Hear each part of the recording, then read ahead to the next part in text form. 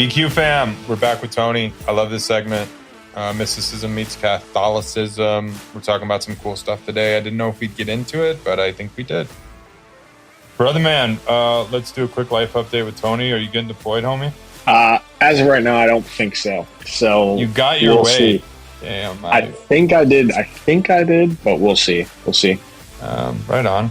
Well, listen, dude. One, I know I said it, and I just want to say I really cherish this relationship. I appreciate you hanging with me. I think most people like me don't want to have the conversation, and then people like you don't want to have the conversation with people like me that will. So I consider the people like me the ones that are kind of challenging the norms and challenging the bounds. So I really regret the last conversation kind of deteriorated, and I want to show up different, man. I want to be thought provoking. I don't want to fall into this trap of like you're thinking about it wrong. So do you have anything that you want to talk about? Otherwise, I'm like I just want to lay down. Yeah. So maybe we'll get to the gays that you sent on Instagram, which would be really interesting. And like I said, we'll both get canceled. But primarily, I think we've like been wrestling with this. The idea that I posit has kind of like three main tenets that are easy to argue. Well, not easy, but easily they're volatile within the confines of the typical church, right? So idea one would be that Jesus isn't the only way, the only God, the single source of belief that gets you back to heaven. I think that's what we're talking about. And then the second being that Jesus came to reveal what's possible to man, not what's impossible. And the third being this concept of heaven on earth, not heaven when you die. So I guess I would love for you to just kind of steel man those like deep and like controversial, like, I don't know. I guess I'm juxtaposing something. I don't even know if I know what that word means, but like, yeah, just attack into that of like, why, if somebody believed those three things, what you would warn against, guard against, advise against, any be against it. I want you to be against it. I would think that you would be, insofar as you are. Yeah. I think the first one, or at least the one that I immediately would want to talk about, is probably the heaven on earth one, because I think that is maybe a miscommunication of terms, right? So I think that it's very possible to find and align in a very spiritual and deep matter. It's possible to align in a very spiritual and deep matter on earth. I don't think that, you can't experience what heaven may be like, or I'm not saying that you can't experience any any oneness with God. I'm not saying there's an exclusion, right? I guess that's really what I'm trying to say here. You're not excluded from feeling really good or really close to God on earth. I don't think there's any limit to that. I think you can experience a ton here on earth and in this life. That being said, I would need to know and from other conversations I've had with other people in this like group chat or our Bible study, is like, do you say that to say that there is no eternal life or there is no heaven? Or do you say that to say you think we're capable of experiencing a lot more heavenly things on earth than we think we're capable of?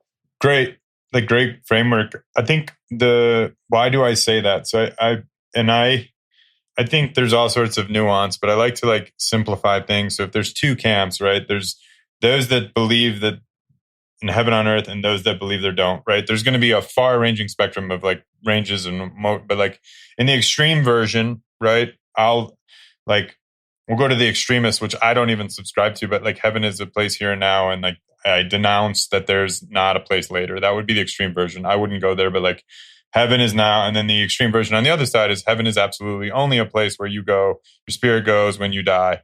And there's nothing about this earth that's heavenly. So you have those two extremes. I think everybody falls somewhere in the middle of that. What I'd be advocating for is, and you asked why I say it, it's not to denounce what happens when you die. I think what I'm guarding against is like, I was taught and I was brought up in this sinful, miserable life that we need to endure through in order to reach the promised land, right? And I think that is such a shameful way to go through life. And then I think the output of that is like we end up going through life in order to get somewhere else, rather than like choosing the abundance that can be here and now. So Mhm. I don't know if I answered the question, but that's what I'm guarding against.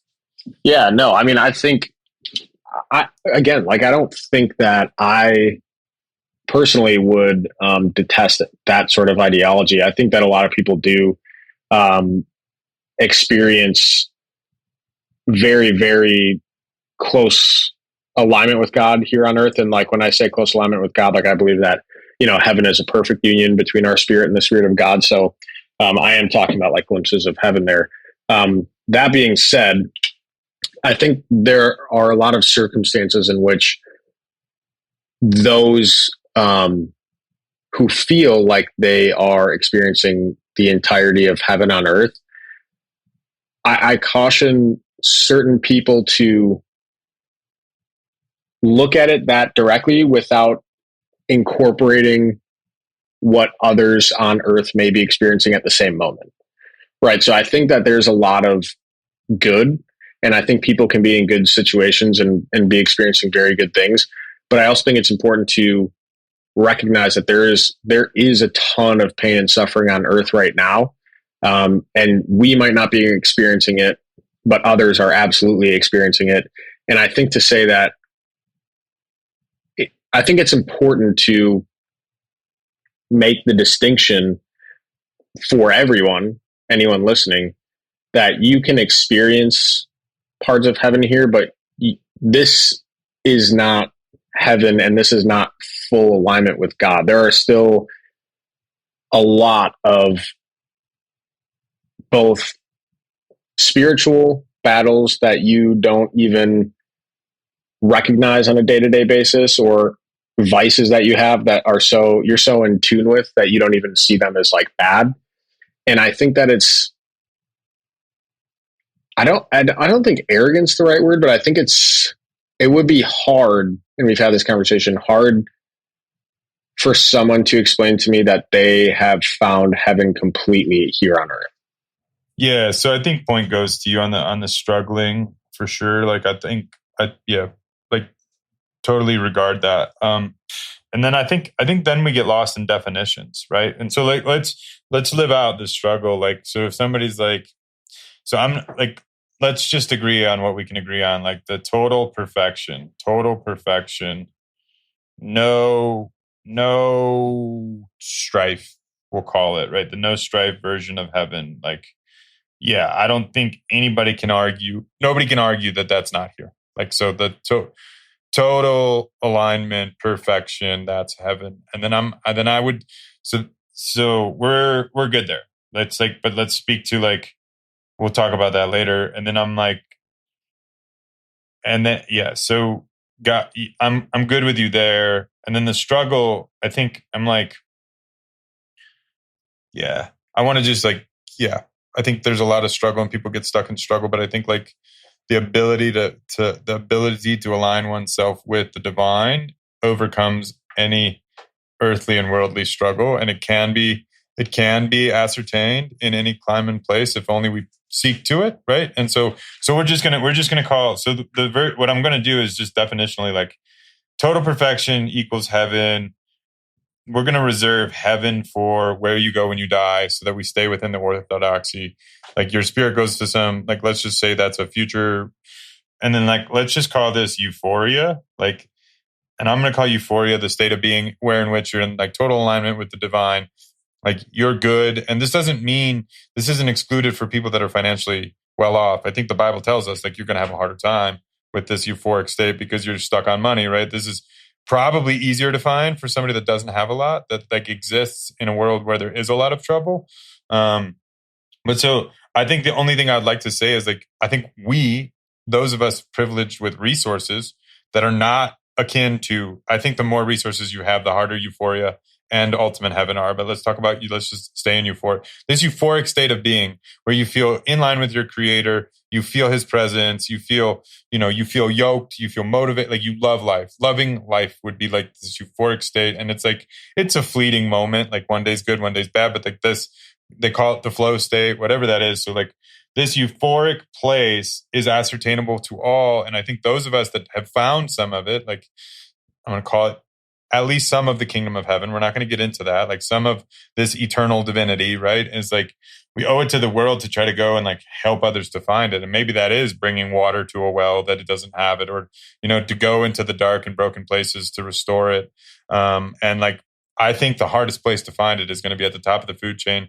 The wealthiest of wealthies are the emptiest of empty. Like those are the people that need the message most. So that's where like euphoria is not reserved for those that are resource rich. We've just accompanied that to idol. It's like it's the idol that we pursue. We think that nobody can be well off unless they have money.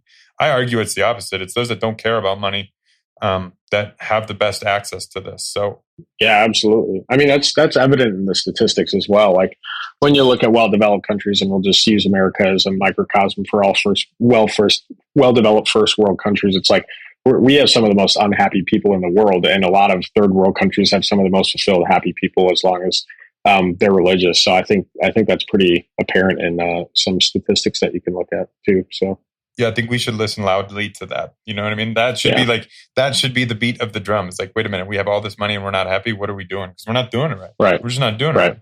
No, absolutely. Okay. Not. So then let's go from this euphoric state to this heavenly state. Is like, so what I take exception to, and I've like wrestled with, is like, you've heard me rant and rave about like John, there's eternal life, the kingdom of heaven. And all of these things referenced 30 times, like 20 to me read as like here and now, 5 read in the future, and then 5 read confusing. Like I find it like, so where you would say like sometimes to the struggling person, when I say, hey, heaven is here and now, like that's not being, I don't mean to put words in your mouth, but like the common trend would be that's insulting to those that struggle if you can talk about this rich and harmonious life, right? I would say, like on the flip side of that, when we hear that like the kingdom of heaven is here, all we have to do is believe. Like there's this state of being that accesses into eternity. The Spirit of Christ is inside of us. Like it's undermining to me of that. It's insulting to the power of that magnificence and overwhelming power that is within, to say that's less than, and we got to die till we can get to a better place. Even though I'm with you, I think it just keeps getting better and better. Not that after you die, but just as you like get on the journey. So I guess that's what I haven't really parsed out. Is like, yeah, I mean, I don't think that there are any. Again, like I don't think that I would have any issue with that sort of ideology. I think that that's incredibly important. I think more people need to hear that and probably strive for that, and look for that, seek that, and be more like God in this life. I think that does lead to being incredibly fulfilled, and maybe a sliver of heaven on earth. I think it's just a nuance that our views seem different. Like when I hear, or I've heard others say like, oh yeah, like I think heaven is here on earth. It's like, sure, there are instances of heaven here on earth, but I don't know if you're saying that to exclude or to say that life after death is somehow worse or just not even a thing at all. When to me, it seems pretty prevalent. It seems like one of the main, literally, one of the, if not the main, I'll just say one of the main messages in the Bible, in the New Testament especially. Oh man, I so want to litigate that. So I'm putting that, you would say you find in the New Testament much, if not like, so I guess let's say this. So we're going to get to that. So there's this euphoric state of being in alignment with God that you would say is not really in the text. No. What do you mean? I was getting ready to, so like what we talk about in this euphoric state, I'm really glad that we have a new definition, because like now we don't have the allergy to like talking about heaven. So this is good. So like in the euphoric state, it's worth pursuing, and it sounds like life to the full, like the freedom by which to like be in alignment with God, like, the most abundant version of life. Sure. I think a lot of people would call that the prosperity gospel. A lot of people would say that's not in alignment. A lot of like the general tone would be, no, life is supposed to be a struggle. And I think Pauline's gospel is very adamant about that. Like it should hurt. You should be persecuted. You should suffer well, and all of those things. I don't think that's in Jesus's rhetoric. So would you say that it's generally like, if I said, I would say the church, and I'm not talking about your church, all institutional church, the Christian church, like in large form, preaches a gospel of suffering in pursuit of a place to go when you die, versus enlightenment and life to the full and euphoria here now, you would say that is an accurate representation of how you read the text? I wouldn't say that it's two things. Would you agree with that? Would you agree with that teaching? And that, like, that would be the general sentiment that I, like, as I categorize it, do you agree with it? And then do you find it to be appropriate or a mistake, I guess was a better way to phrase it. I think I wouldn't say that like the church right now wants you to go seek suffering, or like that's something that they think is necessary, but it's just a part of the human experience, and out of suffering, much more beautiful things, or a much more beautiful, fulfilling relationship and commitment with Jesus is possible. So like it's also effectively the story of Jesus's suffering, death, and resurrection, and the golden commandment, or the greatest, or what is it? It is the Jesus's version of love. There's no greater love than to lay down your life for another. Sacrificial love. And I think that people have this notion, and I don't think it's bad, I think it's good, that we should, and we're called to bear our crosses in life, like whatever this difficult thing is, or whatever the difficult things that we face are, we should bear our cross and allow ourselves to experience that suffering for the betterment of whatever it is, whether it's the betterment of others, the betterment of our spiritual self. There will be pain and suffering in life, and it's just going to be part of the beauty of the journey is experiencing that suffering. But I don't think it shouldn't be like, oh, I want to experience as much suffering as possible so that I can get to heaven. That's not really what it is. It's just a reality of the human experience, that you will face a lot of suffering, and then from that suffering you will learn a lot and grow spiritually, and hopefully that will end in eternal life. But I don't think there's like I don't think that there is a like emphasis on trying to suffer. I think suffering can be very beneficial though. Beautiful. I want to wrap. I'm going to go, you talk about suffering, I talk about surrender, and I think it'll be interesting. But to wrap on the heaven and euphoria, like, my ask, and we can do this together if you want, or I can just send you my notes on John. Like, it'd be good. Like, if you, I think if you come to the text in a state of like, let me explore this idea. Like, I think it's overwhelming in favor of like seeking life and life to the full in this euphoric state of being, versus what you had initially said of, this is a place you go when you die, and this is something like you're earning the right into. So I'd be really, I don't want to litigate on that. Like, it'd be interesting if you read it from a new lens, if you see it or deny it. And I'm happy because I got that coda. It'd be really fun for you to start entering do you read every day? What's your reading slate? Yeah. I try to, at least, I'm busy with work and stuff, but yeah, I try to. It'd be fun to set up a reading group. It's like been really life-giving. One of the Marines I served with, like, we've been texting each other for like 2016. So, oh my gosh, man. Yeah. 10 years, 9 years. Yeah. It's super fun. Yeah. I'd like to see that. I'd like to read those notes and stuff. Cause I also don't think that is exclusionary either. Like, I think that there are a lot of saints and martyrs who, experienced tremendous suffering, but they're not like euphoric while they're suffering, but because they're offering it up, it's a very different sort of suffering. It's a sacrificial suffering that's very fulfilling.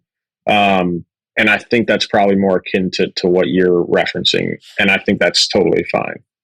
Yeah. Good, perhaps. Well, yeah. And I think the big thing, and this is what I don't read any of Jesus's gospel for suffering. I read it all for abundance. And then but it's very sacrificial and total surrender. Right. And like, both can be true, but I'm like, I read Paul's like, if you read John and then you read Acts, it's like, they're not, and look, like, we could talk about it, but like, I don't see Paul's teaching in total alignment with Christ. Not to say he wasn't a great dude. Like, he lived a great life, like, amazing. Him and Peter, amazing. But I'm like, yeah, dude, Paul is hard on the suffering train. Jesus was heavy on the surrender. And like, I don't know that it matters at all. It's interesting. Like, I would ask you, is that okay for me to say that?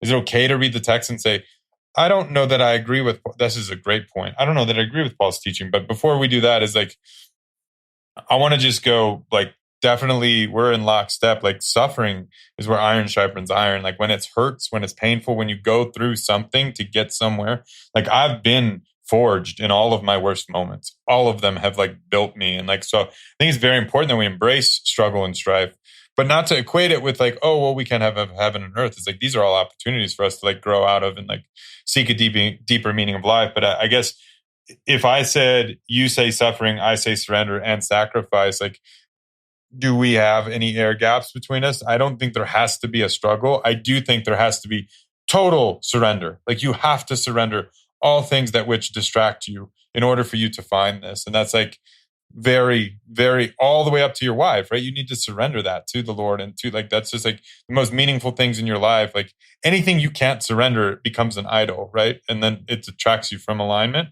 So if I say it doesn't have to be a struggle, it will be hard, but you do have to surrender. Do we remain in lockstep or do I take it a step too far? No, I don't really think I have any problem with that. I think the more you can devote your life experiences and offer them to God and surrender to God's will, the better you're going to end up, morally, mentally, spiritually, just all around. So, and so then help me with this is like, because I think like you think of fire and brimstone, right? Like the message to new churchgoers are like, you have to change, you have to follow these rules. It's going to be hard. And I mean, I know it's like, you got to be willing to give it all up. And then, you're going to find Jesus and it's great. Something to that effect. Like I'm giving you the stock, kind of the worst version. Like what is wrong with running around saying this is the best thing you're ever going to do? Like just immerse yourself with it as best as you can. It's like saying the same thing. It's just the other side of the coin. It's like, it is the best thing that you can experience. It will have these benefits, but the church is not, the church at large is not telling you you're going to have to give things up and sacrifice to get to that point. For example, and I think this is probably where you're going with this type of stuff, but like, let's say one of your family members dies and that's like incredibly difficult for you and you're like suffering. And instead of just being sad, you have to internalize that suffering, offer it to God, and then surrender to His will and be like, God, I'm just thankful that I was able to know this person. This is your will, not mine. And I'm going to see this as a blessing in my life that I ever got to know them and interact with them. And it's just a different perspective, So, or a different example would be like, let's say you're like a really sinful person. Let's just pick any sin, like gluttony. Like you're very gluttonous and you like to just like eat and drink as much as you want, and that just is a simple thing for you, and that's just a pleasure in life. And the church is going to be like, well, look, you're going to have to put that aside, and that might be difficult at first, but the benefits that are going to come from surrendering to God's will are much more fulfilling than just gambling or eating or drinking all the time. I think the trouble I have is, so we've done 5 of these, other than the first 1 or 2, almost no disagreement, which is wild. Because like if we were to interact in civil, like in all of our natural happenings, there's a lot of hostile debates. But it's like, I think like the Catholic Church as preached by Tony is a rich place that many would want to come. The Protestant and Catholic Church that Kevin and I think most people experience or have a preconceived notion of sounds very legalistic, very rule oriented, very unfriendly. And like, I just wonder why we have to have 5 conversations and come up with a new definition for this state of being that we both agree is worth pursuing, that is super rich and would be exciting and inviting to all. That's where when I'm criticizing the church, and I can't remember, I think we had a definition last time, it was like, the church I'm talking about is not, you talk about the church and you think of the church as it's in its idyllic form and what I think is most proper. I look at the church as its perceived form in the world and what it's manifested itself into. It's like, I just don't know why they've gotten so far, or like, like if the beauty of everything we're talking about, the magnificence of God, the freedom of walking with God, the totality of life and life to the full is available, I just don't know how most of the world isn't running after it. And I don't think it sounds like oh, they just don't want to do the hard work. I'm like, no, they're not. Like, nobody's inviting to, like, I don't feel those buildings are inviting that, right? Those institutions, that's not the invitation. The invitation is like, and we're going to go here. You know what I mean? And this is a good one, is like, if you're gay, you don't belong.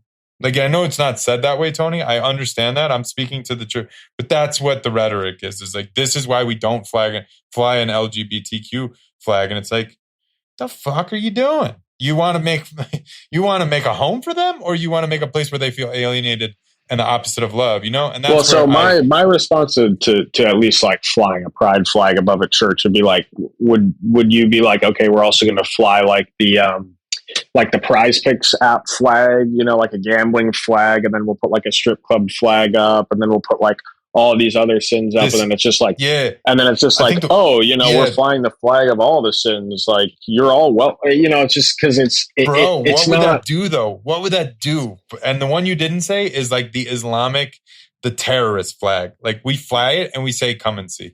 You are welcome in our building. What would that do? I mean, yeah, that would be huge.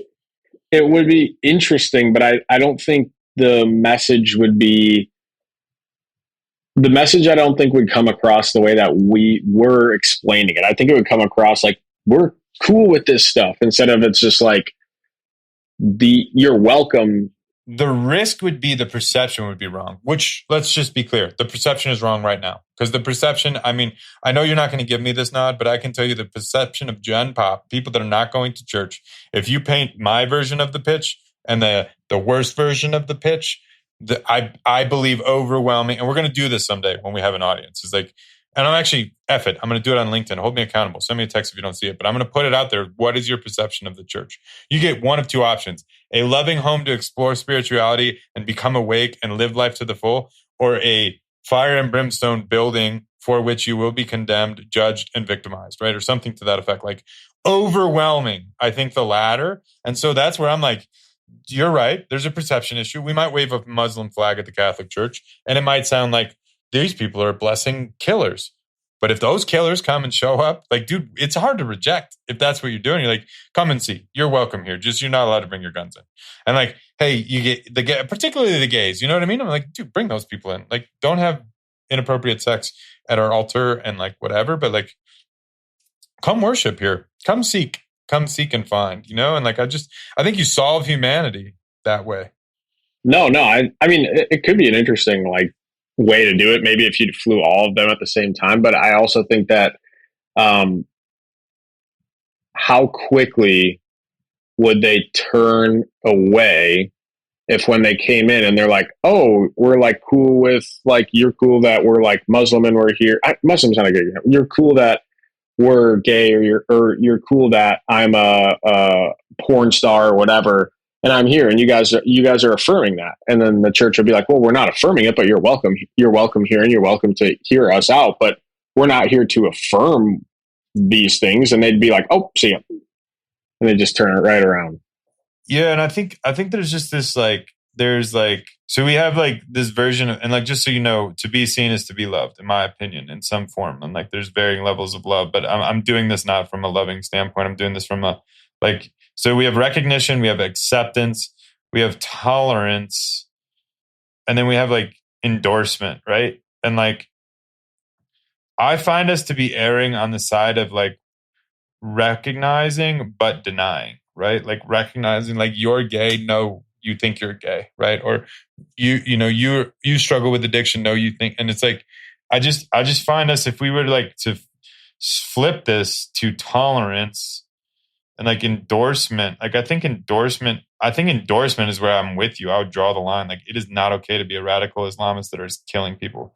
Like, I'm not going to sit, and I'm going to go with this. Like, I'm not going to weigh in on the way in which people practice sex. Like, I'm just not comfortable with that. I'm like, I understand that there's some biblical things that like reference that like a man and a woman, and that's only appropriate. And like, it's not right to be gay or whatever. I'm like, I'm not going to endorse it, but I'm going to just live in tolerance of it. Like, you can be in this building and be gay. And like that, I think that's more loving than like, you can't. I think it's important to like denote, right, that like God is tolerant of all of us because we're all sinners, right? So God is tolerant of sinners. and we are tolerant, the church is tolerant of sinners because we recognize we're all sinners. But that doesn't mean that we would not denounce whatever the sin is. It doesn't have to be homosexuality. It could be any sin. Like if I am, I'm just keep using porn star as an example because that's just like an easy one. If I'm a porn star and I'm like going to church, and the church would be like, well, you're welcome here, but like you have to stop being a porn star. And be like, well, no, I'm just going to keep being a porn star. And they're like, well, it's still wrong. And these are the reasons it's wrong. And you're like, well, I'm just going to keep doing it. And then they're going to be like, you can't be a Christian and continue to live this sin openly, forwardly, and not only do those things, but pervade, like, publicly do them and encourage them. Those two things cannot be together. They don't work. That doesn't work.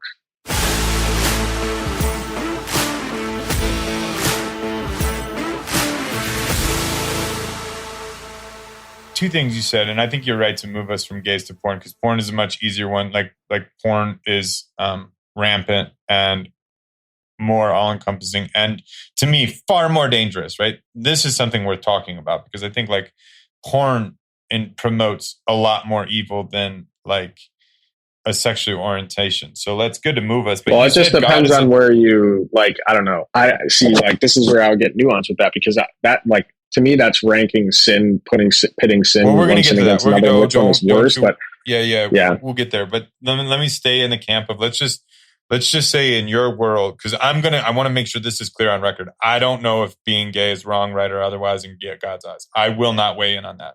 Absolutely not. I don't think it's my place. I don't think it's my time. I'm not going to interpret. So I think gays are welcome in the Church of God. I think they can be in community with God. And I don't find any way of their life any worse than me dropping an F-bomb, like, or even that. I think my version of swearing is probably worse, but I just don't subscribe to the rules. So, but we'll get. But you have a very strong opinion of, like, we won't reference what was the nickname you gave one of the groomsmen that was in Jack's wedding? What was the nickname you gave him? I couldn't remember what the nickname was, but you were very critical. I think it was Playboy. Yeah. I think, you're very forwardly critical of him. Well, no, but I have to stop you before we move on, because you're like, I don't feel like I want to weigh in on like gay marriage or like being gay or doing these things, because I don't feel like I have any sort of, like, however you just worded that. But then you would be very forward against someone like the Playboy sleeping around all the time. It's like, I don't understand why those things are different at all. To me, they're the exact same. Yeah. So, and I think it's errant of me to be critical of anyone that doesn't want my counsel. So it's probably wrong. And I can get into sex culture, and we're going to go to porn in full for sure. Like I've watched men ruin their lives, like idolizing women and pursuing women recklessly. And like, I think sex culture is devious and a form of evil. I think porn and child porn is a form of evil. It is anti-love, right? Like, it is completely an idol by which you've captured yourself. I don't think two men or two women existing in a harmonious, meaningful relationship in which they're committed to each other, they love each other.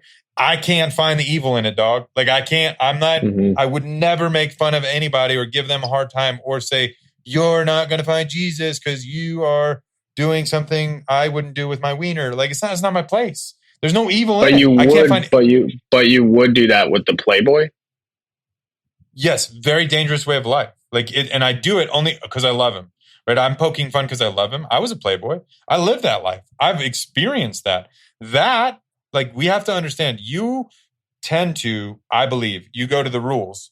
Follow the rules. Any rules you break, you're away from God. I go to alignment with God. Sin is misalignment with God. Very clear for me to see if I chase women, lust, and like sexual deviance, if you will, and out of accordance with God's will, which I don't know where we draw the line, period, end sentence. Like, I don't know. But I know that when you put women as a man that wants to have a meaningful relationship with his future wife and wants to be a good father to his future daughter, he ought to love women well and not be a pig and not subject himself to the evils of society. Right. I would say start applying those exact same, everything that you just said, those exact same things to what, like, homosexuality. I can't. There's nothing wrong down with the line. There's nothing wrong. So like you brought up like fatherhood, right? So like you brought up fatherhood, right? So like you can't do this. You can't you can't be a playboy, sleep around, do all these things, and then, have a daughter and raise her well and be a good husband and a good father. And so this is good. So could you tell two men is like, you're going to raise a shitty kid because you're two men doing it? Statistically, that unfortunately is it's not even a statistical anomaly. It's just one of the things that children who are raised by same-sex parents have a much higher chance of depression, have a much higher chance of being bullied, and normally experience a lower quality of life. Yeah. So what I'm saying, God is nature, right? God designed this universe, and there is biblically, but also pretty apparently, in nature, a design for a man and a woman to be together, correct? Like physiologically, divine, it seems spiritually, in every way, right? Every single capacity. Like there is like a yin and yang. There is a give and take. There is like the masculine and the feminine, right? And they coexist together in a beautiful union, and, apart from that, and like, not to like get all of our listeners to just turn off, but there is also a physical yin and yang, right? Like we physically have different body parts that are created for one another.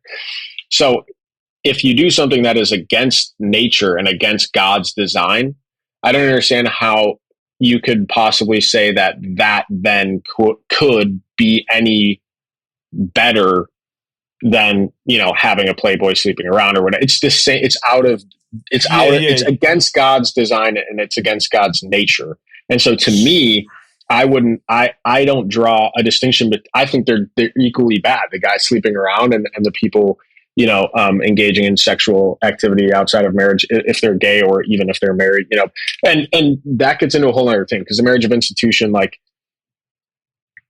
well, that's a different discussion. Well, I'll stop there. That's a whole different discussion. But so just point to you. Like, I'm good. I do believe the best hope for humanity is a man and woman, probably, like, because it's natural, right? It does seem in the divine order.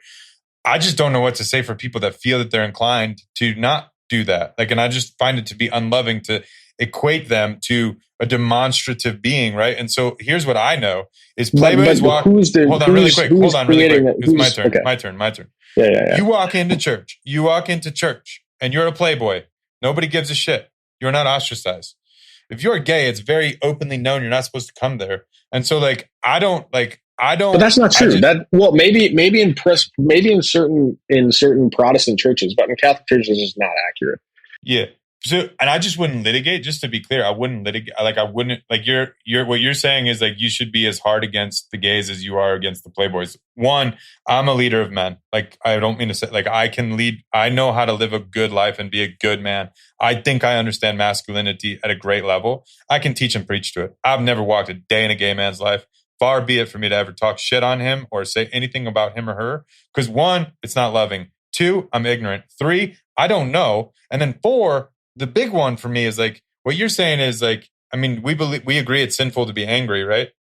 Would we say that? Like, we're not meant, divine nature is not to be angry. Like, anger, I think, like, would fall into, you're not supposed to walk around angry. Like, are we persecuting those people? So, like, where do you run the line? And I'm like, for me, I'm not saying one's better than the other. I'm saying I can see a path for which many beautiful men will ruin their lives, absolutely ruin their lives, with no chance for connectivity with the Lord, no chance for a real and meaningful marriage, through porn and sex culture. I know it. I've seen it. I've watched it. It's something I can speak to. I've lived it. I'm not out there getting mad at people that are angry. I think people shouldn't go through life angry. I just, like, that's not my jam. Don't be angry. Don't be gay, maybe. I'm just not ready to litigate on that. And, like, my thing is, at the consequence of alienating gay people, I will never tell them that their way of life is wrong. I just won't. I agree with you that the natural order of things is best. I believe if I spent more time, and I intend to, with a bunch of gay men and gay women and people of a different walk of life than me, if I did life with them, I might come to understand more about them. They may come to understand more about me. And, either I become more tolerant, or maybe they become aware that this is an insecurity that's acting out. This is not my true nature. Like, I don't know what it's like. We don't actually, and this is where I say humans don't freaking know. We don't know. There isn't a gay gene. It's not genetics. I believe, I'm pretty clear in everything I've studied, and I'm just going to say this out here.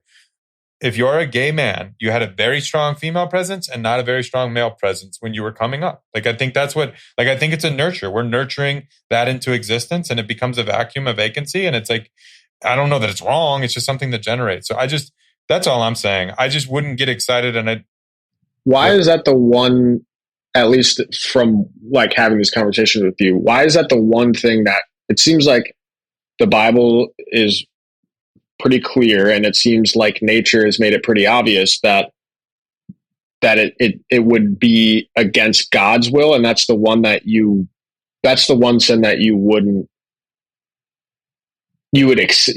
say is wrong.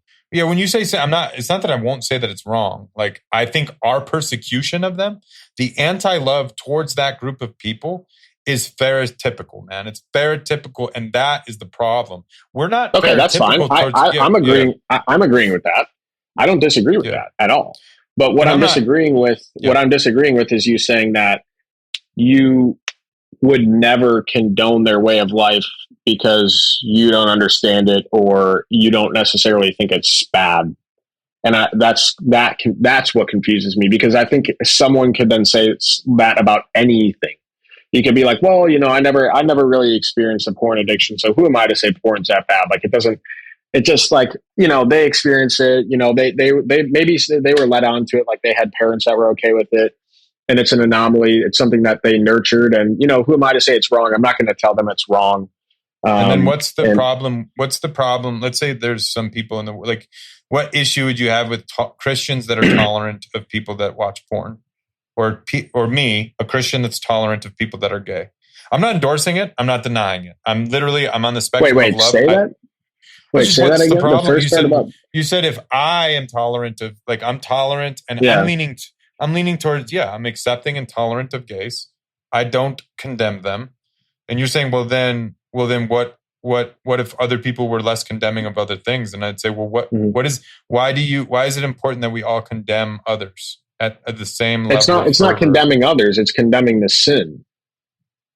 Well, I'm condemning. So the issue is, again, if you break the rule, you're condemned. I'm like, if you're separate from God, the issue to me, the fulfillment of the rules are to align us with God. So I can see very clearly anybody angry, like, I'd pick on angry people before I'd pick on gays. Because, like, if you're angry, you're like, your absence of the Lord. Like, you're sure. Again, I'm not pitting anything against one another. What I'm trying to say is, I want there to be consistency. That's the same for everything.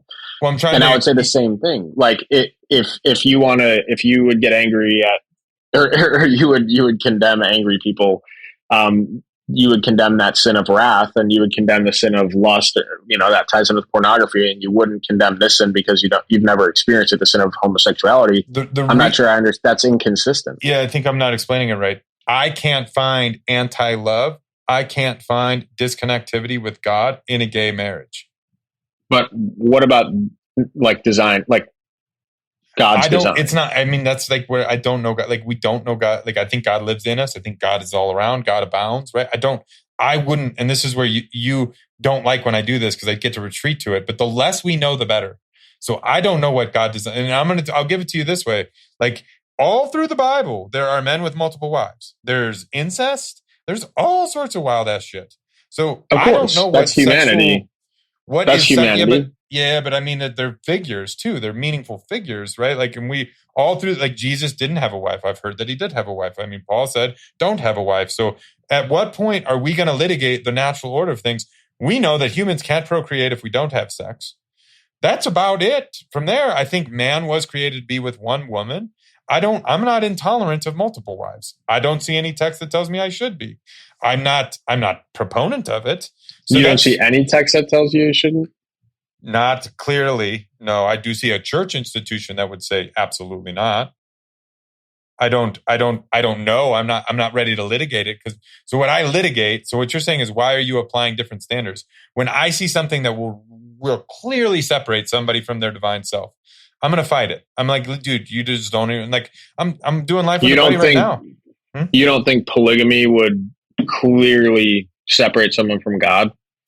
I would warn against it. I would say I don't understand it, but I've sat, and you should listen to it. I've sat with my Islamic brother, and he was telling me what it looks like. And generally, when they take multiple wives, it's widows, orphans, and people that need caretaking. It's not this sexually devious, like free for all in their society as he prescribed it, right? I don't pretend to know. I haven't talked to an imam. I'm hoping to get one on here, but like I'm just saying, look at nature, man. Like look at nature. Look how the elk reproduce. Like there's very, very few species. Well, we are very different than elk and other animals. Right. They're not created in God's image. But the only species that has sex that I know of recreationally is a dolphin. So it's like, what are we doing? Like, why is it natural? Like, just to be fair, I want to study this. I think this is a very, very worthy exploration of like what is divine nature in sex and all of that. I don't understand it. So I'm very comfortable that I can't speak to it. I tend to believe, which I don't know, I tend to believe, and this is where I think we get really effed up when we say we know things, that the best version is a man and a woman. I do see in statistics the problem with a man and a woman and a woman. I think I can't imagine not having both the stern love of a father and the nurturing love of a mother. But crap, man, what if you got a stern mother? Was that sinful? Well, that's of course that's going to be part of it. And that's why, we're individuals and some people will have a stern mother and a soft father, but you still have those two dynamics in the household and it's still God's design, right? You're still in God's design. I think, it's interesting to hear you talk about, and I guess like polygamy. Well, I guess I'm surprised to hear you say that because, all of the instances of polygamy are in the Old Testament and it's almost every time someone has multiple wives, God right before was like, do not take multiple wives. And then they take multiple wives and he's like, do not become wealthy. And then they become wealthy. And then he basically tells them right before. And I would commit to you. I mean, also I would commit to you, like generally speaking, I think the Bible seems to, the New Testament would say, don't even get married. That's what Paul would say. If you don't need to have sex, don't get married. He says that. If you don't do what? If you're not tempted by lust, don't marry. It's easier and better to live a kingdom life unmarried. I mean, I think that's why priests don't have. I mean, there are a lot of, they're like a lot of, it's called like being a consecrated single in the Catholic Church. Like that's a real thing. Like you can just be, well, first of all, you can do devotional work. So you can be a nun or a monk or, a brother or whatever else. But there are also people who are lay consecrated singles who do exactly what you just said. Basically, they commit themselves to Jesus, not in like an actual like order or anything like that. They're not a sister or they're not a brother, but they are consecrated single. That's just devoting their life to God that way because they don't have that drive. And so there are people that actually do that. Yeah, like I think the hierarchy is where I get. It's like, I mean, a priest, and this is, it'd be easy for me to devil's advocate. Like, look what it looks like when you do it to the book. And then you have like rapists or whatever, because there's all this sexual tension. Like maybe they should have just married, blah, blah, blah. Like that's probably but like you got priests is ultimate. They don't get married because they're so committed to God that would be like, and I get it, right? That's another idol, right? That you don't have to surrender. So a simple life in alignment with God, like I can just totally get it. And then we go, and then like, one wife becomes another threat to alignment with God, right? And then well, I don't know if that's not really necessarily the way that goes. It has a lot more to do with you're wedded to the church, and then your children are your parishioners and the people of the church. So they devote their entire time and life to us instead of what would be their children and their family. So it's not necessarily like that a wife could get in the way or kids could get in the way of you getting closer to God. It has a lot more with them being able to focus on their parishioners. It's not exactly that. I think the world would fall into better alignment with a man, like the nuclear seeking the nuclear family again is worth it, man. Like trying to get like, so you're kind of like, I would go a different way. I think like single parent homes demonstrates weak and broken, like not weak and broken, but like people in need. And like, if I could do anything, I want to go support like single mothers who men have abandoned, like some way. I don't need to be wed to them, but like support them. There's no interest in me to go persecute two men or two women that are trying to take care of a kid. We have plenty of other problems. So that's where I think it's just a misalignment of focus. I don't even think it needs to be talked about. I think you just get into dangerous territory when you do allow it. And also like there are tons of heterosexual couples that are looking, for adoptions as well. So I think, even if you just put them in this in some sort of like if they had some sort of priority, that would make even more sense to me. But a big thing too, and this is sort of like a Catholic understanding. It's a little bit more traditional, but the nuclear family is good. But I think what's even better is like having a Catholic community. Like you live in a community. Damn you and your Catholic community! You wouldn't even allow me in it, bro. I don't believe in but you have a support system in your family, but you also you live near your family and near your community and other people in your community, where let's say you do die and now your wife is a single mom. She has the support of this Catholic community, and she doesn't need, to go, whether she could get remarried, but she doesn't have to. And it would be better to have that communal support. And I think that's even more important than the nuclear family and just going away and trying to do it yourself. Cause what do they say? It takes a village to raise a kid. The community aspect, man. And we're not going to dive into it, but it's like when you wall it off is when I get upset. I'm like, man, if we just had a community of humans, like Americans loving Americans, absent, because you say Catholic and I hear, if you don't believe as I believe, you're out. And I'm like, dude, just a community of lovers. Don't define them. Just if America was a community looking out for everybody, that's beauty.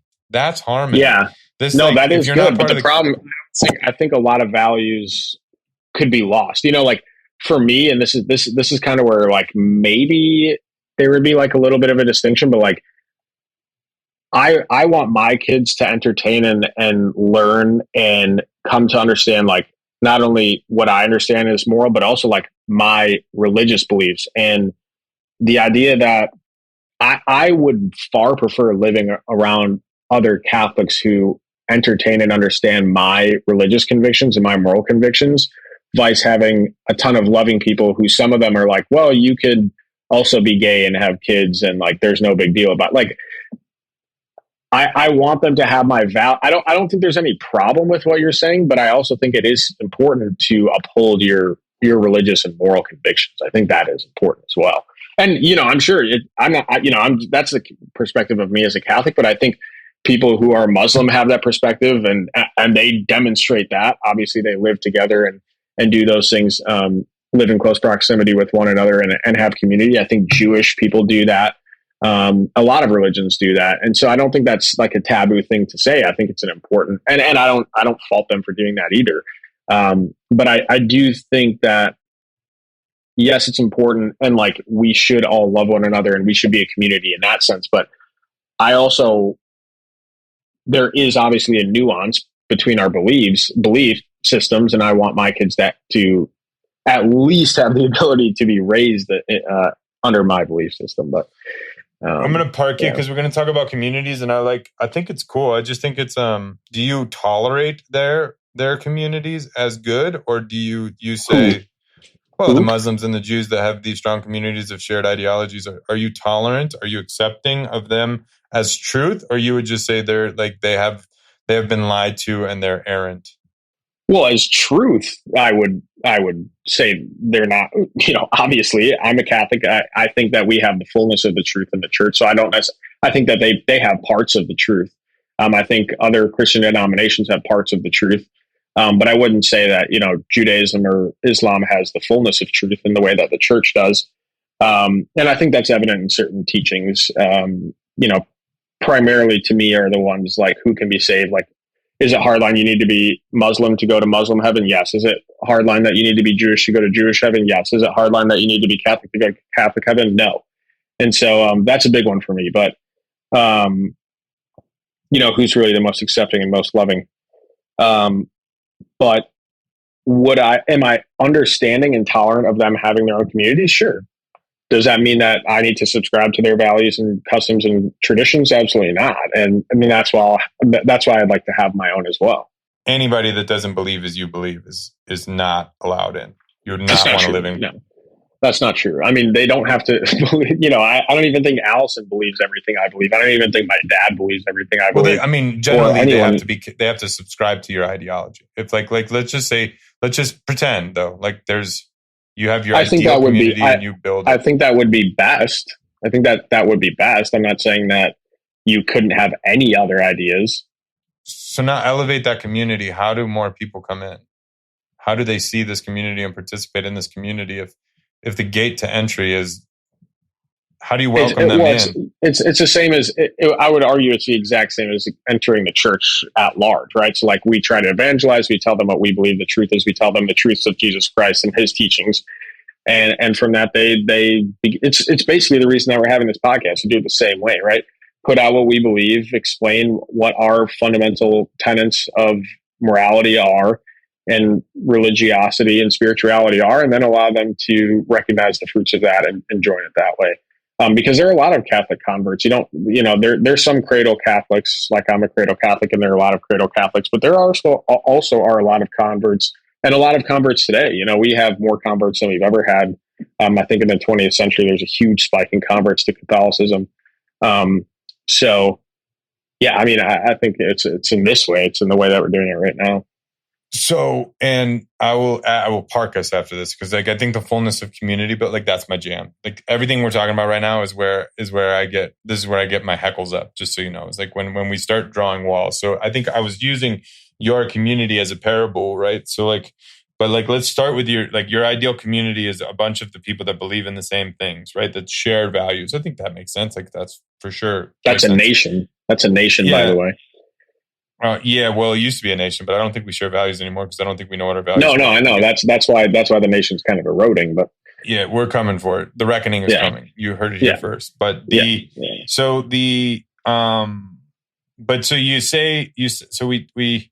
use this analogy that says, like, okay, so we're going to go from your home is your nucleus family, and then your neighborhood is your Catholic community, and then your town is where do you draw the walls of, like, in this parable? Like, where, am I allowed to visit? Am I allowed to be in the neighborhood? Like, when in your ideal community as a outside, I'm just wondering, is like what is the invitation? Because it's like, if I said, hey, I'm moving in next door and I'm an Islamic, am I invited? Or it's like, hey man, like, no, like obviously you're not going to invite me into your house. Of course I will. I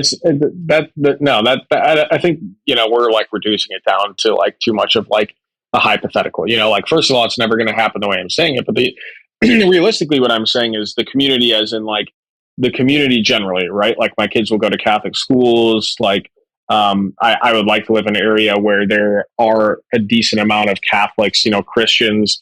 And, just so happens that America is like that. There are a lot of Christians in America. So it's hard to move into an area where you don't have that, unless you're specifically trying to move into an area that has like a lot of Muslims or Jews or whomever else. But no, if someone moves in that has different ideologies, that's fine. But if I live somewhere and it's like primarily Catholic or Christian, and then after 20 years, all of a sudden, like, there's like a mosque and a synagogue, and then like there are no Christians or Catholics, and it's just all Jews and Muslims, I'd be like, oh man, like, well, if I'm still having kids, I'd be like, man, I feel like I have to move somewhere else, to raise my kids in a community that is more akin to our morality. That dude's one of my favorite guys. I think his version of Catholicism is a lot more rich than what we see in the mainstream. I also think it's a little self-righteous and ignorant, but we're working on it. Maybe I'm the self-righteous prick. I don't know. But I would like to close and let everybody that's listening know that no matter where you are, who you are, what you believe in, what your sexual orientation is, what your color, what your race, there is a home for you somewhere in or around Jesus. And I think the other faith traditions are great. And I think self-righteousness is terrible, and I'm trying to guard against it. So I hope I didn't offend anybody today, and if I did, I owe you an apology. There should be no offense, but I might have said something I shouldn't have. I'm a free speaker. But thank you for the Pineapple crew putting the production together. Tony, thanks for participating. Audience, thanks for listening. If you didn't like it, fill out the survey. If you did like it, you should also fill out a survey. But like, comment, subscribe. I can't believe I'm a podcaster. I'm actually getting good at my outros. That's not good. That's not a good thing, but here we are. Hope you guys enjoyed it.